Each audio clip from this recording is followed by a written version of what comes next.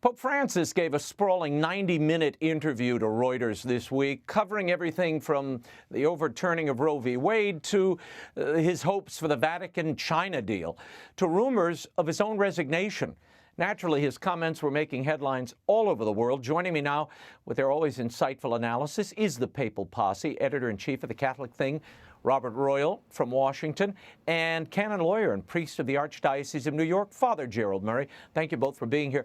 Now, during the interview, the Pope was asked about the U.S. Supreme Court ruling which overturned Roe, and he repeated his condemnation of abortion this way.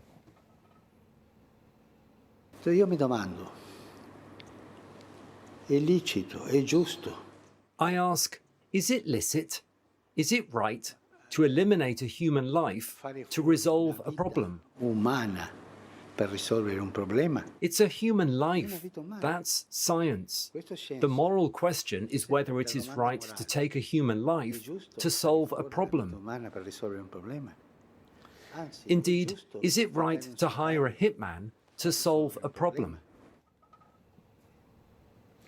The Pope was then asked about the simmering debate over whether a Catholic politician who supports abortion should be allowed to receive the sacrament of communion. The Pope said, when the Church loses its pastoral nature, when a bishop loses his pastoral nature, it causes a political problem. That's all I can say. End quote. Father, I'll start with you. What do you make of that response? That response is disturbing and upsetting because it gives the impression that to be a pastoral bishop, we should not deny communion to people like Nancy Pelosi or President Biden. At the same time, the Pope is saying that those who are in favor of abortion are like hitmen, like people hiring hitmen. In other words, it's a crime to hire a hitman to murder someone. Well, it's a crime to commit abortion.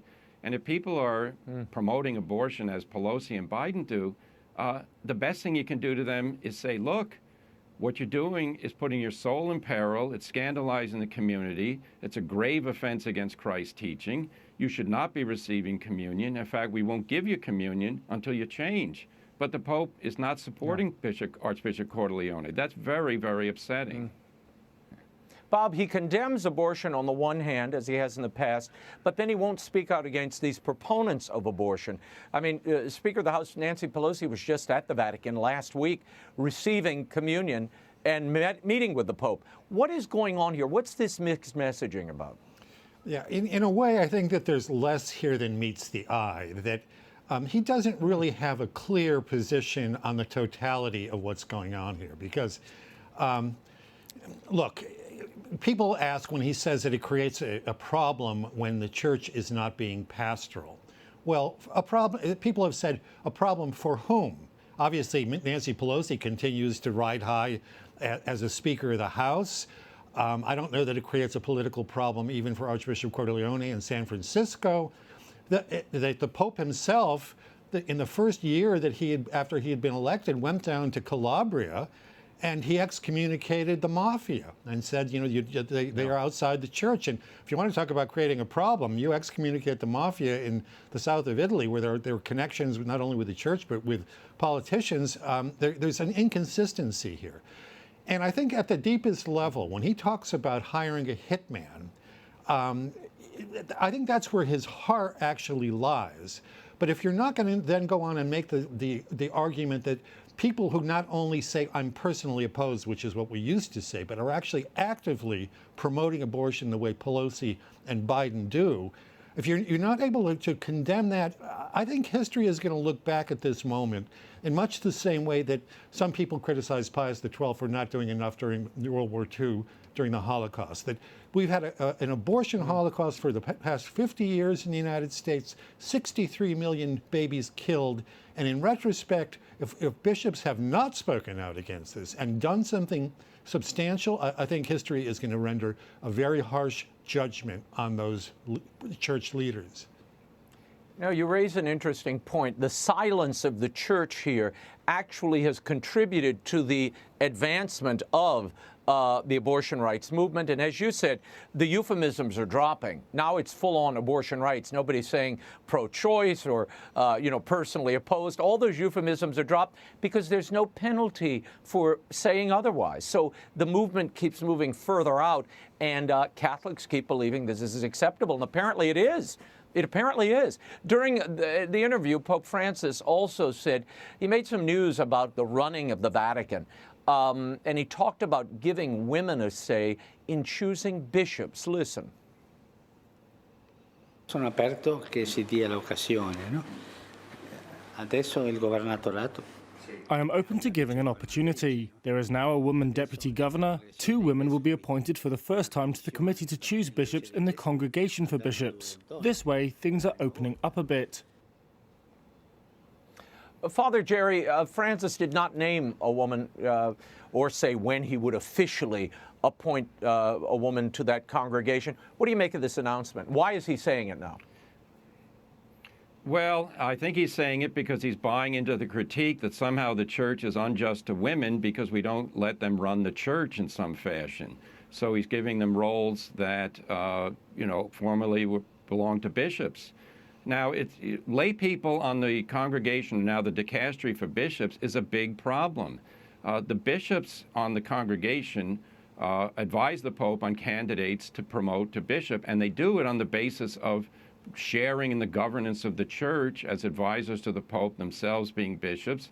In other words, the shepherds are picking other shepherds. Now the sheep are going to be in there and exercising a role that's really not right. You may remember that both Pope Benedict and Pope John Paul II said we have to avoid clericalizing the laity. And what that precisely means is giving clerical roles to lay people and somehow saying, well, this is in response to the fact that we can't ordain you a priest, but we're going to give you all this kind of sacred exercise of sacred power. No, sacred power is exercised by the shepherds, not by the sheep. This is a big problem. I'm not happy about this development. Well, speaking of power exercised by the shepherd, the Pope was asked if he had any plans to resign, given his health problems and meetings with cardinals to discuss the new Vatican Constitution. The Pope said this. All of these coincidences made some think that the same liturgy would happen. But it didn't get into my head. It never entered my mind. For the moment, no. For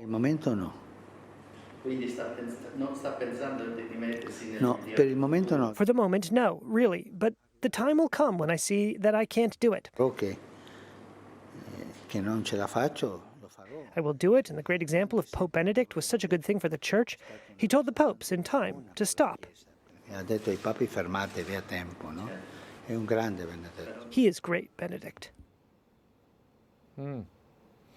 Raises the question, if Benedict's so great, why did he bulldoze all of his liturgical legislation, the evolution of Vatican II? But we'll get to that in a moment. Bob, your reaction. Pope Francis seems to leave the door open here to a resignation. Yeah, I've never been convinced. A lot of people have read the announcement. He's going to be making a new group of cardinals toward the end of August, and then there is going to be a consistory in which the cardinals are going to talk about the state of the church and synodality and all that sort of thing. And in between, he's going to make a visit to L'Aquila, which is the place that Celestine V is buried, who is the only previous pope who had resigned prior to Benedict. And many people, including me, were wondering, why insert this right in the middle of the creation of new cardinals and then the discussion about the church? But like many things that Francis does, it's puzzling. He seems to be sending a couple of different messages that, yes, maybe at a certain point he'll recognize that he can no longer handle the church. I myself think he's going to probably hold on as long as he possibly can, and it's his prerogative, but we can only see what actually happens because he's the kind of guy that can surprise you and turn on a dime. Yeah, Bob, I agree with you. I think the Pope's going to hold on till the very end. I don't think he has any intention of resigning, nor do the people around him have any intention to let him resign. Father, in a roundabout way, the Pope did indicate that he did not have cancer when asked about it, or rather he said the doctors did not tell him about it, as has been speculated. Did that answer surprise you? Well, the answer did surprise me. I'm glad he doesn't have cancer, but I was surprised he didn't simply come out and say, no, I don't have cancer. The diagnosis was the following. In other words, describe exactly what he had, because he had, I think, 14 inches of his intestine removed, and it was diverticulitis. But were there any other reasons for that surgery? So, no, I'm glad he doesn't have cancer, because that's a terrible thing. We want the Pope to be in good health. I hope the recovery from his knee injury continues. But, yeah, let's just say this. The speculation on resigning or an illness and all the rest, the Pope has spoken, but the questions are still being bandied about, because when he says the doctors didn't tell me that, well, what exactly did they tell you, Holy Father? That would have been better, I think, for him to lay that out for the audience. Mm-hmm. Remarkably, and this was, I have to say, as I read the excerpts of this Reuters interview, of all the things said, this was the one that I had to just take a breath and sort of put the transcript down. Pope Francis says he hopes the provisional agreement with China, that China-Vatican deal on the appointment of Catholic bishops, will be renewed for a second time in October. He acknowledged that the appointment of bishops has been going slowly. We should point out Bishop Paul Li Shiyin of Leshan. That bishop is one of the illegitimately ordained Chinese bishops whose excommunication was lifted after the Vatican-China deal was signed. He had this to say about the recent celebration of the birth of the Chinese Communist Party. Now, this happened at a local cathedral where Catholics were invited in. He said, listen to the word of the party, feel the grace of the party, and follow the party, end quote. Bob, how is it possible that Pope Francis can say that this deal is, quote, going well? Yeah, that's a very good question. I mean, that quotation we just heard could have come out of the mouth of Mussolini. Nothing against the state, everything inside the state, everything for the state. Yeah. Look, we know that there has been we know nothing that has been positive since this agreement was signed. And our friends over at The Pillar just this week did some interviews over in Rome, and they're saying, on the basis of unnamed sources, but I think they're very trustworthy as journalists, that inside the Vatican Secretariat of State, the universal opinion is this is a disaster. They can't say it publicly because the Pope has insisted on this. He wanted to break up this blockage, as he called it. And what else is he going to say? I mean, the price of this has been he's been unable to criticize the Chinese, criticize how they're treating not only the Uyghurs, the Muslims in China, but even our own Catholic, destroying churches, suppressing bishops and priests who resist the regime. I think all signs are that indeed it's a disaster, and unfortunately the Vatican has got to put a smiley face on it at this point. Yeah, well, gentlemen, the price of this has been blood. That's been the price of this. I mean, honestly, when you look at what's happening there and the reports I get every day, and you all no doubt are seeing. Father Jerry, this agreement has yet to be made public, this Vatican-Chinese provisional agreement. There have been only 6 bishops confirmed under it since its signing in 2018, and reports indicate they're close to the Patriotic Catholic Association, which is essentially the Chinese government. This is Xi's church. What has the Catholic Church gotten out of this agreement?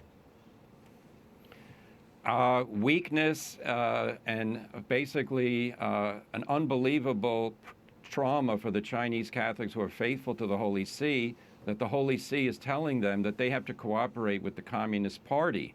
The Holy See told the priests that they should join the Patriotic Association, and then issued a further statement saying, well, if you feel in conscience you can't, then you don't have to, but they were encouraging that. We have Cardinal Zen, who is been basically ignored and banished. His knowledge of the situation is correct. He understands it. Mr. Jimmy Lai, who was the publisher of the largest newspaper in Hong Kong, which was shut down by the communists, he's languishing in jail right now for alleged subversion. The very things that the Pope counts on in the Western world, which is his ability to criticize political decisions by other people. He recently spoke in another interview at length about the war in Ukraine, said some controversial things. Right.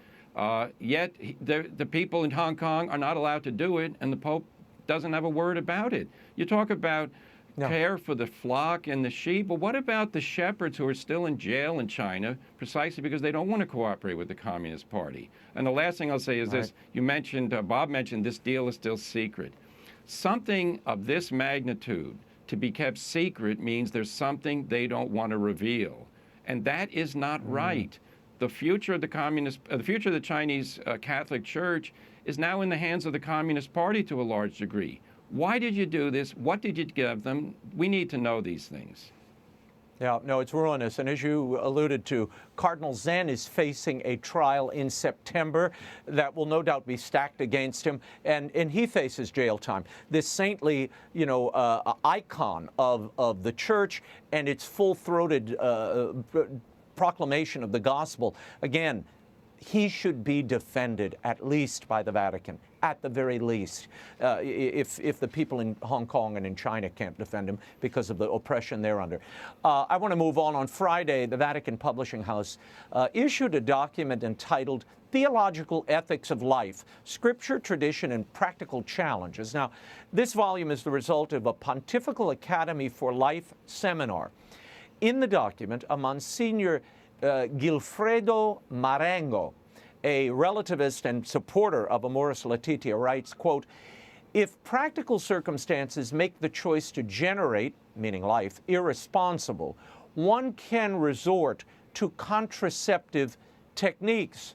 Father Maurizio Cioldi proposes, quote, "openness to medically assisted procreation, artificial insemination for married couples while still excluding surrogacy." Father Jerry, what do you make of these comments coming from a document created by the Pontifical Academy for Life, of all places? It's a very sad day in the life of the Catholic Church when the publishing house of the Vatican is putting out erroneous teaching. This is false teaching. Pope Paul VI and Humanae Vitae very clearly stated that recourse to artificial contraception is immoral and Catholics are not allowed to use it. Likewise, reproductive means, assisted reproductive means that are immoral should never be used. This is a disgrace, and I'm going to say this with all the force that I can muster. The Catholics in the world are besieged by materialism, by relativism, by all of these, pornographic type images in the media, encouraging them to live, in an immoral lifestyle. And then for a priest to come along and publish, and the Vatican to publish it saying, go ahead and use contraception, there's nothing wrong with it. That's a disgrace. The priest who did that should be disciplined. But sad to say, the Vatican's the one that's publishing it. The disorder in the life of the church is palpable. I'm not inventing it. You're not inventing it. It's evident. This has to stop because this is not why the Catholic Church was founded by our divine Savior, to promote immorality. Yeah. But Bob, this raises an interesting point. You referenced Father Paul VI, who has definitively spoken on this in Humanae Vitae. But it seems everything's up for grabs. Archbishop Paglia, who's the head of this Pontifical Academy for Life, he said in a Vatican News interview that the theologians were invited to participate in a journey approaching the 25th anniversary of Evangelium Vitae by St. John Paul II. He went on to say that the book is an opening to dialogue between different opinions and, quote, "the care of the intelligence of faith must proceed by cultivating this field where insights and progress are necessary in order to listen to the voice of the Spirit, who explains the gospel and Jesus again and again in order to detect with new effectiveness the processes in which the paradigms of human culture are formed."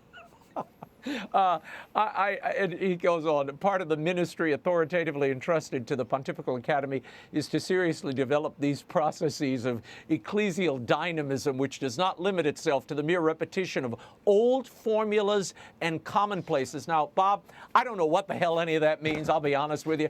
But Paglia added that Francis was informed of every step and encouraged the project. Is this just worn out old dogmas and everybody should go home and we should remake everything as we go? Is that what this synod on synodality is going to bring up in the coming months? This reformation of all the life doctrine and moral teachings of the church? Well, Raymond, let me set your mind at ease. That was just a very bad translation from the Italian that you just read. I hope so. I actually fear it's probably a very accurate translation from the Italian. Yeah, me too. All that gobbledygook, anybody with eyes to see knows that this is a smokescreen that's been set up.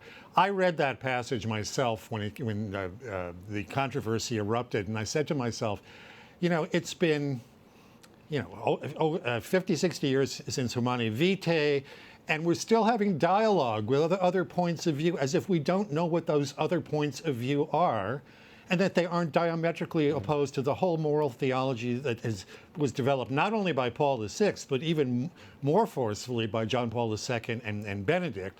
It's quite clear, as anybody who's been following this will know, that the John Paul Institute for Marriage and Family has been denatured during this papacy, that actually what's being taught there is quite the opposite of what John Paul II put forward. So in a way, it's not surprising, but this sort of bald-faced political gobbledygook and the weak excuse that somehow at this late date we need to enter into dialogue with these positions that have led to disasters in the secular world, frankly. I had to actually laugh out loud when I read those passages. No, it's laughable. I have to say, when I was reading it and even trying to read it here, you don't know. It's a word salad that leads to a predetermined end, which is throw off all the moral teaching of the churches. It's been given to us, and as it has evolved, as everybody likes to talk about, since Vatican II, and we'll get to more of that in a moment.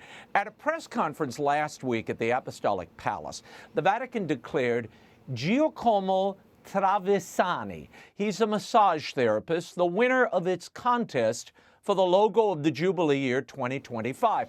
Pope Francis personally picked Traversani's rainbow-inflected logo as the winner out of the top 3 chosen submissions. Archbishop Rino Fisichella unveiled the logo to reporters.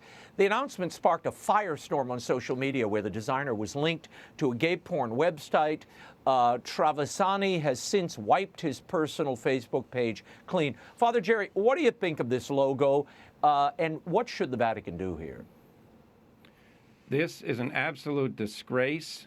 This is a homosexual flag image being put on 4 individual figures there, somehow related to the cross, which isn't even an upright cross. It's kind of bent. The whole thing is horrible. It should be put in the garbage. There should be an apology.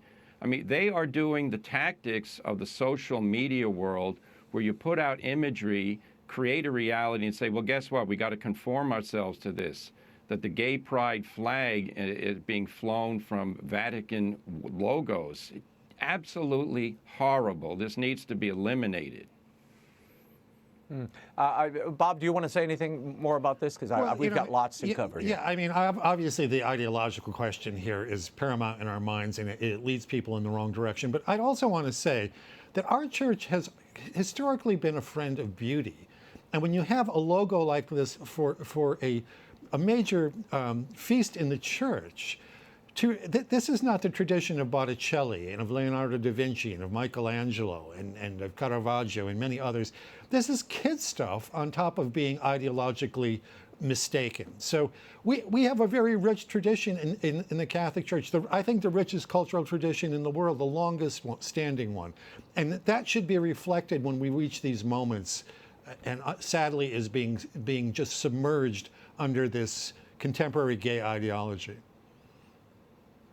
I want to move on to Sister Simone Campbell, the activist Catholic nun, member of the Sisters of Service, who advocated, you'll remember years ago, for the Affordable Care Act, keeping abortion legal, and led a campaign urging Catholics not to vote for President Donald Trump. She received the Presidential Medal of Freedom at the White House today. She had this to say about abortion during the 2020 campaign. I think the shock of our nation is that we claim to be some claim to be pro-life, but they're really only pro-birth. They don't do what's necessary to support women in carrying a baby to term. If we were really serious about being pro-life, we wouldn't look just at birth. From my perspective, I don't think it's a good policy to outlaw abortion. Bob, your thoughts on Sister Simone receiving this honor? First of all, that's false. We don't only care about birth. The Catholic Church has been providing help to women and children for centuries, actually, and has been doing it quite vigorously here in the United States. I want to tell you a little personal story about Sister Simone Campbell. When she was kind of leading the nuns on the bus back when she was supporting the Democratic Party, I actually debated with her on a show that Bill Moyers had organized up in New York. And a friend of mine who had grown up under communism in Romania called me up after the show, and he said to me, you know, I was listening to her and it reminded me of something, and then it hit me. It reminded me of the trained agents of the Communist Party we used to have in Romania. Now, you know, the group that she was the head of up until 2020, Network, is the most radical of the radicals. I mean, all of us want to help women and children, and that is a smokescreen that the people who really wanted to preserve the abortion license have been using. It's a way to smear the rest of us in a way that's absolutely not true. And I'd like to say this, because the reaction of our bishops and of the Vatican at least commended the Dobbs decision, and that was to the good, but then immediately segued into this same sort of language. Well, social science, the secular social science has shown us that the best way to protect women and children is to promote families and marriage. And there was no emphasis in any of the official statements I saw from our bishops or from the Vatican. This is a serious lack that we think that the state has got to provide, that we have to pass federal and local laws in order to support women and children. There's a place for that. But the real way to support women and children is to be committed to families where that can be done far better than any government program. Father, I want to move on. During his homily at Mass on the feast of St. Peter and Paul last week, Pope Francis had this to say about the Church and synodality. He said, like Saints Peter and Paul, the Church must go out to evangelize and not be bound by the chains and routines and spiritual mediocrity that stifles the gospel message. At times, Christians may be overcome by laziness and prefer to sit and contemplate the few sure things that we possess rather than getting up and looking to new horizons, toward the open sea. Nevertheless, the upcoming synod of bishops on synodality is a call for the Church not to be turned in on itself, but capable of pressing forward, leaving behind its own prisons and setting out to meet the world. Father, your reaction? Well, the Synod on Synodality so far has been a disaster because all that's being produced in places like Germany and other countries is calls for things that are un-Catholic, such as female priests and deacons, such as changing the Church's teaching on moral issues, on homosexuality and blessing homosexual unions. There's just a meeting in Australia that's now at an impasse because the bishops refuse to endorse a proposal for women deacons. The Synod on Synodality is inherently taking church teaching as a subject for dismantling.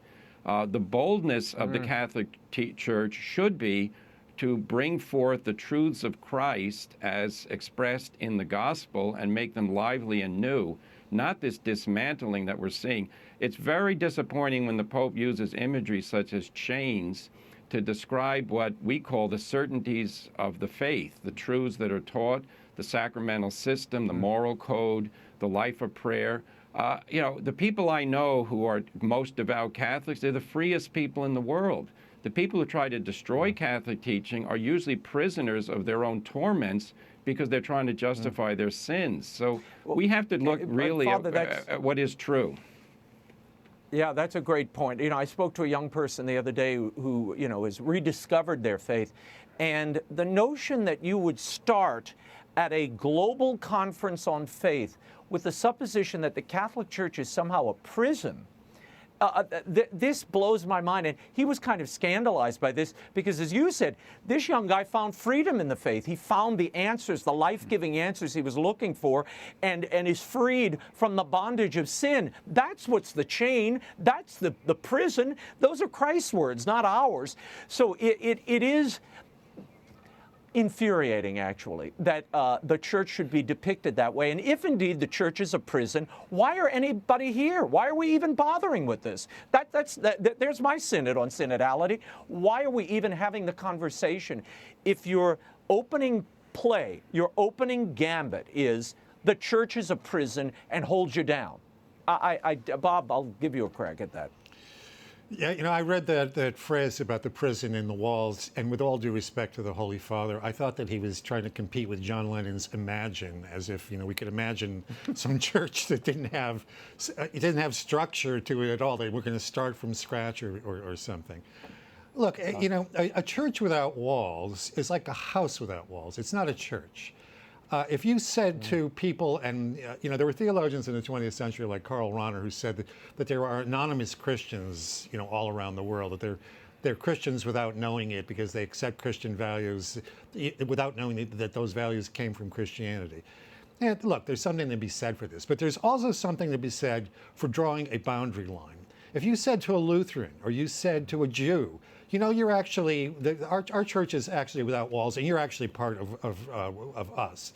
I think they're going to take umbrage at that they have their own identities. They have their own sense of where they are and what God is asking from them. So, look, he loves to use these striking images.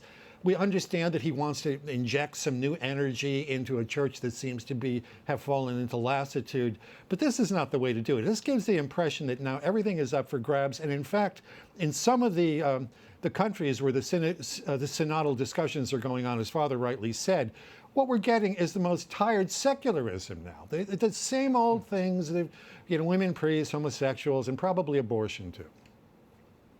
No, it's like a flashback to 1972 when you read this stuff. I mean, it's just wish casting. The Pope recently issued a letter, and Bob, this speaks to your point, and it's an important one about the surety of faith and the notion that everything's up for grabs. The Pope issued this letter on the first anniversary of his decree limiting celebration of the traditional Latin Mass. He says, for the sake of unity, we have to embrace the liturgy of Vatican II. He writes, I do not see how it's possible to say that one recognizes the validity of the council, though it amazes me that a Catholic might presume not to do so, and at the same time not accept the liturgical reform born out of Sacrosanctum Concilium. The summary here, gents, is one must forsake the old rite to, quote, in the Pope's words, protect our communion. This letter was released on the day Pelosi incidentally received communion at a papal mass. Father, I'll give you the first crack at this. Your thoughts? Well, a couple of things. Number one, the question here is not to reject the liturgical reform per se, meaning that when the council said there should be a reform, say no reform at all. The question is, was the reform that was produced after the council a faithful reflection of what the council wanted? And a good argument could be made it went way beyond what the council fathers thought they were getting. Council fathers, for instance, said the Latin language should be preserved. It was totally eliminated from almost every parish mass in the world. Now, secondly, Pope Benedict saw that the Catholic Church historically has a variety of liturgical expressions, even within the Roman Rite. There's no contradiction between going to the Old Mass or the New Mass, and therefore we're not united in faith because we're not united in ritual. Remember, the Anglican usage was approved by Pope Benedict and earlier by Pope John Paul II in order to facilitate communion for Anglicans who want to become Catholics. And there was never a thought that somehow this was causing damage to all those Catholics who go to the Novus Ordo Latin Rite, that they're being offended. What we're seeing here, is sad to say, is a lack of appreciation for the beauty of the old Mass that was reflected in Traditionis Custodes, which I think caricatured why people go to that Mass. That Mass is beautiful. If it weren't beautiful, no one would be interested in it. So I think we have to say, for Holy Father, the variety of liturgies is a strength, not a weakness. Yeah, and Father, you hit on something that I want Bob to explore further. That reform of the reform, since the Council, John Paul II and into Benedict, they helped refine exactly what that Vatican II liturgy was supposed to look like. And it seems to me that's being wiped away in one fell swoop, as if everything that happened since the Council to now is either illegitimate or was not inspired by the Spirit. Yeah, I mean, look, this is a papacy that has spoken very strongly about decentralization, about giving authority, actual doctrinal authority to individual bishops, allowing differences in all sorts of things, because the church is a global church. It has different expressions in different places. What seems to me is going on here, though, is a recognition that the new Mass is not really working for everybody. It works for a lot of people. And there are things that could be said for and against it. And I'm not an expert in liturgy, so I won't go into the details of that. But it's basically saying to people, and there are a lot of them, who don't find the kind of depth and lifting up of their hearts in that liturgy that they find elsewhere, that sorry, even though we're in this synodal church where we're supposed to be walking together, you're not allowed to walk with us. There's not going to be a lot of walking with the traditional Latin Mass people, and listening to them and hearing what their experience is and how it might enrich the church overall. I mean, Benedict's phrase, mutual enrichment, that was what he wanted to come out of, looking back, taking some things that are good from the old, instilling them in the new, and then the new and the old become more deeply Catholic, a higher liturgy rather than a disunity. That said, there are people who get into fights over these things, and this sort of decree, I think, is not going to solve anything. It is only likely to make matters even worse. No, there was brilliance in Benedict's approach, which sought to reconcile the tradition with the Vatican II Mass. And that, as you said, they were mutually enriching one another. And priests who've celebrated it, people I know who had never been to a Latin Mass before, they came away with a sense of awe and wonder that they'd never experienced before. And in the case of the priests, they then imported that into the daily Novus Ordo that they were conducting in their parishes. How that was a bad thing, I can't fathom. And let me tell you, none of the people I spoke to rejected Vatican II. Father, I'll give you the last word. Yeah, no, these reflections are beautiful because they reflect reality and also the deeper spiritual message, which is the following. The worship of God is not judged by standards that are changeable over time. The standard for worship has to be, is God exalted, are souls uplifted, is the truth conveyed, is the sacraments presented in a way that brings people to deeper faith. And we just know for a plain fact that after the council, things were introduced that were in no way intended by the council fathers. I mentioned the Latin, the loss of the Gregorian chant, the loss of any sense of obeying rubrics. Many things were just thrown out the window. All in the Vatican II documents, by the way. Yeah, exactly. And then the Pope's John Paul II, Benedict said, no, let's restore order here and let's restore a spirit of tolerance. I have to say, what Bob said is absolutely correct. The walking together in the synodal way, I'll believe it when I see the Tridentine Mass attending Catholics taken seriously. But sad to say, and I regret this very much, the Pope really doesn't have much tolerance for them, and I think this document is only going to infuriate the situation, not bring a peaceful resolution. Gentlemen, we will leave it there peacefully and serenely. For commentary by Robert Royal and Father Gerald Murray, visit thecatholicthing.org. And Calming the Storm, Navigating the Crises Facing the Catholic Church and Society by Father Gerald Murray is available in bookstores everywhere and online. Thank you, gents.